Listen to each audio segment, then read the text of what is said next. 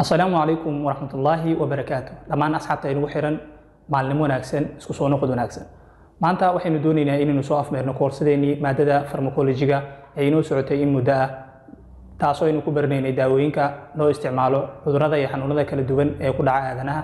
maantadan waxaynu doonaynaa inaynu ku soo afmeerno cashar ama mowduuc aad muhiim u ah. mowduucaas oo noqon doono anti hypertensive drugska ama daawooyinka loo isticmaalo cudurka dhiigkarka. ugu dambeyn maadaama aynu soo gaarnay dhamaadka waxaan rajayn doonaa ilaa dhamaadka casharkani aynu ka gaari doono inaad la socon doontiin insha Allah.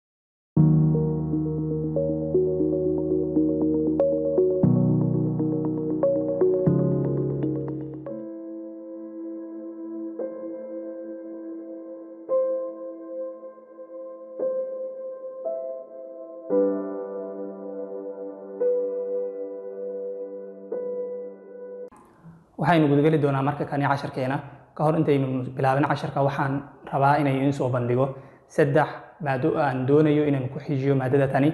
waan la socdaa in maadadeeni systemic pathology ay hakad inoogu jirto balse way sii socon doontaa biidnillahi jalla wacala. balse waxaynu doonaynaa maado aynu sii socodsiino marka laga tago maadadaasi systemic pathology-ga. maadooyinka aanu doorbidayno inaynu soo bandhigno ayaa noqon doonto saddexdani maado halkaan ay dheehan kartaan mid ka mid ah. kulli qaybta commentiga ayaanu ku kala bixi doonaa insha Allah.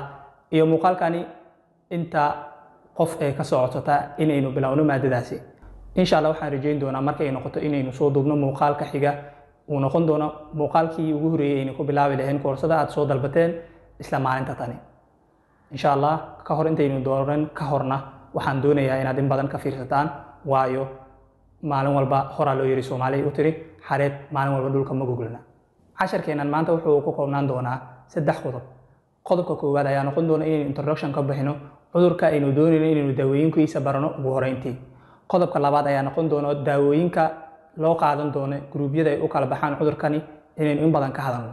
ugu dambeynna waxaynu ku soo koobi doonaa gruub walba ama koox walba aynu u kala saarnay daawooyinkaasi inta daawo ay soo gasho inaynu bayaanino biidnillahi jalla wacala iyagoo aynu ku dari doono guud ahaan mechanism of actionka iyo side effectska ay yeelan karaan group walba marka la qaato kadib. marka ugu horeyso hadaynu ku hadalno introductionka waxaynu in badan kaga hadli doonaa cudurkani loo yaqaano hypertensionka.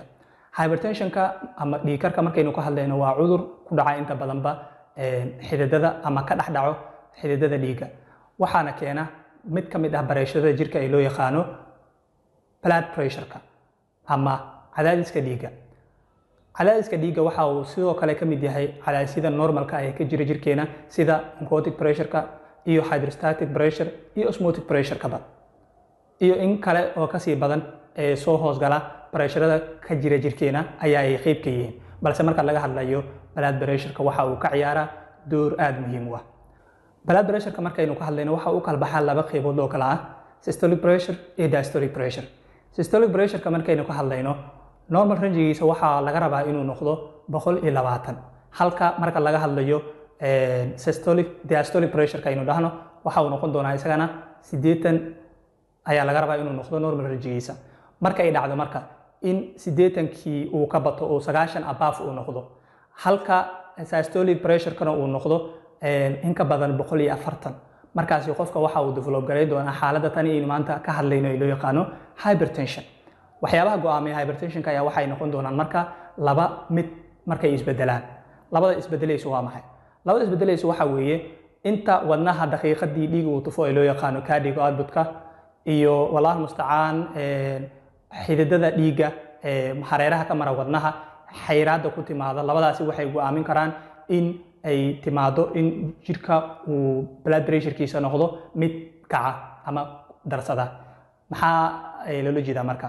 cardiac output-ka waxa uu inta badan mas'uuliyad ka saaran tahay wadnaha inta dhiig uu maalintii daqiiqadii tufayo halka marka laga hadlayo PVR-kana isagana uu yahay midkii markii wadnaha uu soo tufo u qaybinayay xubnaha kale ee jirka. inta badan waxa PVR-ka loo asteeyaa ama peripheral vascular restriction-ka waxa inta badan loo asteeyaa ama loo tiiriyaa dhinaca venuska ama venuska ayuu inta badan ku shaqo leeyahay. labadaasi markay dhacdo marka in midkaan uu myocardial infarction ha noqoto ama ha noqoto ischemic ha noqoto ama ha noqoto atherosclerosis ha noqoto ama xaalad kale ay keenaysaa in uu xirmo qulqulkii dhiigga waxay sababi kartaa in pressurekii uu kor u kaco. xaaladahaasi ayaa go'aamin kara marka si guud aynu uga hadalno waxyaabaha keeni kara cudurkan loo yaqaano hypertensionka. marka kani waxaynu u gudbaynaa marka qaybta labaad aynu kaga hadli doono mowduucayna maanta waxa uu noqon doonaa daawooyinka loo qaybiyo in lagu dabiibo cudurkani loo yaqaano hypertensionka ee loo yaqaano antihypertensive drugs ama agentska. haddii aynu u gudubno marka kani qaybta labaad ee casharkeenan maanta, qaybtan waxaynu ku baran doonaa daawooyinka loo kooxeeyo in lagu dabiibo cudurka kani ee dhiigkarka. waxaa loo kooxeeyaa sida tan ay soo socota. kooxda koowaad waxaa loo yaqaanaa diuretics, waxayna shaqadooda tahay in ay badiyaan kaadida. kooxda labaad ayaa noqon doonta ACE inhibitors oo ah iyagana daawooyin joojiya ama blockage ku sameeya enzymeka loo yaqaano ACE oo laga helo sambabka. beta blockers oo ah iyagana daawooyinka ama kooxda saddexaad ee daawooyinkani soo hoosgalo ayaa iyagana waxa ay inta badan wax ka qabtaan receptorka loo yaqaano beta receptor iyagoo ku sameynaya blockage. kooxda afaraad ayaa noqon doonta calcium channel blockers oo iyagana ah in ay calcium channelladii ama marinada ay maraysa ay ku sameeyaan xirid. angiotensin 2 receptor blockers waa kooxda ugu dambeysa marka laga hadlayo kooxooyinka daawooyinka soo hoosgala daawooyinka lagu dabiibo cudurka kani ee dhiigkarka. waxaan filayaa inaad fahanteen.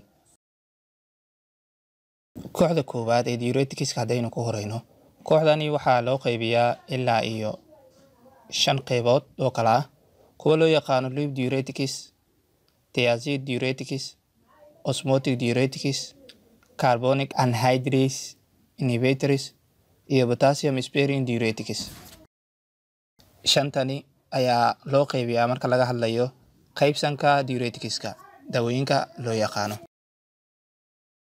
qaybta hore ee diureticska haddaynu ku horeyno oo ah loop diuretics. loop diureticska waxaa soo hoosgala 4 dawo oo kala ah furosemide, torsemide, bumetanide iyo mid afraad oo noqon doonta ethacrenic acid. 4tani dawo waxaa la isku yiraahdaa loop diuretics. qaybta labaad ee diuretics haddaynu u gudubno, thiazide diuretics. isla sidii loop diuretics oo kale isagana waxaa soo hoosgala kooxdani 4 dawo oo kala ah chlorothiazide, chlorothalidone, hydrochlorothiazide iyo metolazone. 4tani waxaa la isku yiraahdaa ama ay ka tirsan yihiin thiazide diuretics. qaybta saddexaad ayaa noqon doonta osmotic diuretics. osmotic diuretics waxaa soo hoosgala iyagana laga helaa 2 dawo oo kala ah mannitol iyo urea.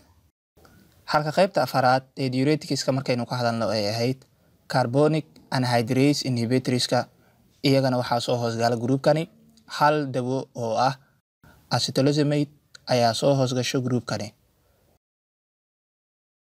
qaybta shanaad ee daawooyinkani diureticska ee loo yaqaano potassium sparing diuretics waxaa soo hoosgala iyadana 4 dawo oo kala ah spironolactone, eplerenone, amiloride iyo triamterene. 4tani ayaa iyagana loo kooxeeyaa inay qayb ka yihiin potassium sparing diureticska oo aynu kusoo afbeereynay qaybta ama kooxooyinka loo yaqaano diuretic drugska. aynu u gudubno marka qaybaha kale ee kooxooyinka daawooyinka ka mid ah ee lagu dabiibo cudurka kani ee hypertensionka. markani waxaynu u gudbaynaa marka beta blockerska. beta blockerska iyagana waxaa loo qaybiyaa 2 oo kala ah selective blockers iyo non selective blockers. daawooyinka selective blockerska ah waxaa hoos yimaada 3 dawo oo kala ah atenolol, metoprolol iyo nebivolol. daawooyinka soo hoosgala non selective blockerska waxa ay kala yihiin amaba ugu caansan esmolol, timolol, metoprolol, propranolol, acebutolol, betaxolol, nadolol, labetalol, bindolol iyo carfidolol. waxaan rajeynayaa daawooyinka selectiveka iyo non selectiveka soo hoosgala ee ka tirsan beta blockerska inaad ila fahanteen ee lagu dabiibo cudurka kani. hadda aynu u gudubno marka qaybaha xiga. markani haddaynu ka hadalno calcium channel blockerska daawooyinka soo hoosgala calcium channel blockerska waxaa ugu caansan dawooyinka ay ka mid yihiin amlodipine, felodipine, nicardipine, nisoldipine, isridipine, nifedipine, verapamil iyo dawada ugu dambeysa oo ah diltiazem. dawooyinkani dhammaan ayaa soo hoosgala calcium channel blockerska waxayna qayb ka yihiin dawooyinka la doorbido inta badan in lagu dabiibo cudurkani loo yaqaano dhiigkarka. ACE inhibitors ama si kale hadaynu u sheegno angiotensin converting enzyme inhibitors dawooyinkani loo yaqaano waxaa iyagana ugu caansan markaynu ka hadlayno kuwani soo socda: benazepril, enalapril, lisinopril, quanapril, ramipril, captopril, fisonapril, perindopril. dawada ugu dambeysa waxay noqon doontaa ay groupkani tarandolapril. Angiotensin 2 receptor blockers dawooyinka ugu caansan ee soo hoosgala waxaa ka mid ah azilsartan, midoxamil, irbisartan, telmisartan, ebrosartan, candesartan, lesartan, valsartan, olmesartan. dawooyinkani dhammaan waxa ay qayb ka yihiin amaba ay soo hoosgalaan angiotensin 2 receptor blockers. waxaan filayaa in ilaa ay dhammaadka qaybtani aynu isla fahanay aynu u gudubno marka qaybaha xiga casharkeena. xanaanka daaweynta cudurkani dhiigkarka ayaa waxa ay tahay in la yareeyo dhimashadii iyo xanuunkii ku imaan lahaa xididada wadnaha ee dhiigga iyo kiliyihii hawshooda ay ahayd inay nadiifiyaan dhammaan waxyaabo walbo wasakha ay ku jira jirka.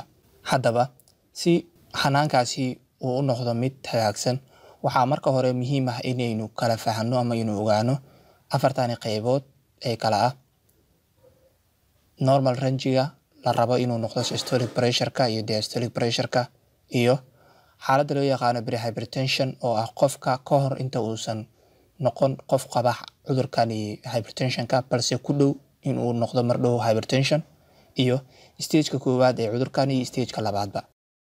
blood pressure-ka qofka marka uu yahay xaaladiisa mid normal ah waxa uu systolic pressure-ka loo baahan yahay inuu u dhaxeeyo 120 mm mercury iyo in ka yar halka diastolic pressure-kana looga baahan yahay inuu noqdo 80 mm mercury iyo in ka yar.